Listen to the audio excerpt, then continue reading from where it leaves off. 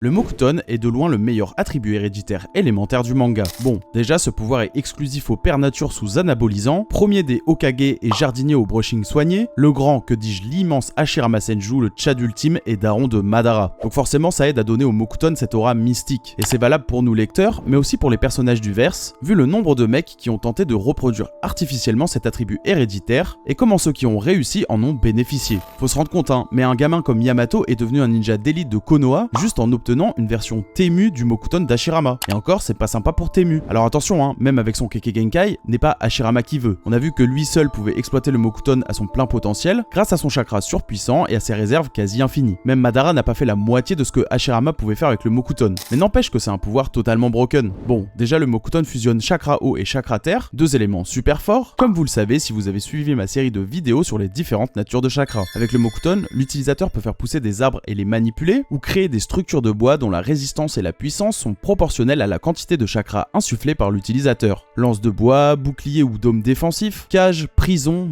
maison, forêt vivante, bref, la polyvalence du Mokuton dans ce qu'on peut créer avec le bois est seulement dépassée par les pouvoirs divins, genre le Shinjutsu, les sphères de vérité et tout le bazar. Aucune autre nature de chakra lui arrive à la cheville en termes de versatilité. Et comme si ça suffisait pas, le Mokuton a des propriétés de répression du chakra, particulièrement efficaces sur les démons à queue. Je vous laisse imaginer à quel point c'est broken, dans un monde où les mecs se cognent dessus grâce au chakra, et que, sans lui, les combats entre shinobi ressembleraient juste à une bagarre entre deux ivrognes au PMU. D'ailleurs, c'est quand même drôle que dans un univers où ça se balance de la lave sur la gueule, ou des éclairs dans le fion, c'est le pouvoir de contrôler le bois qui soit le plus fumé. Même si, en vrai, ça s'explique par le fait que son seul vrai utilisateur incarne les concepts bouddhistes et shinto d'harmonie avec la nature. Pas pour rien que le bouc était un ermite parfait qui balançait des torii sur ses hops. Bref, je crois qu'on a fait le tour des Kekkei Genkai élémentaires canon, et j'ai gardé le meilleur pour la fin. Dis-moi en commentaire si j'en ai oublié, ou si tu veux une série sur les dojutsu ou un autre truc du genre, et je ferai peut-être les Kekkei Genkai pas canon un jour comme celui de Gouren, donc abonne-toi pour rien rater chef.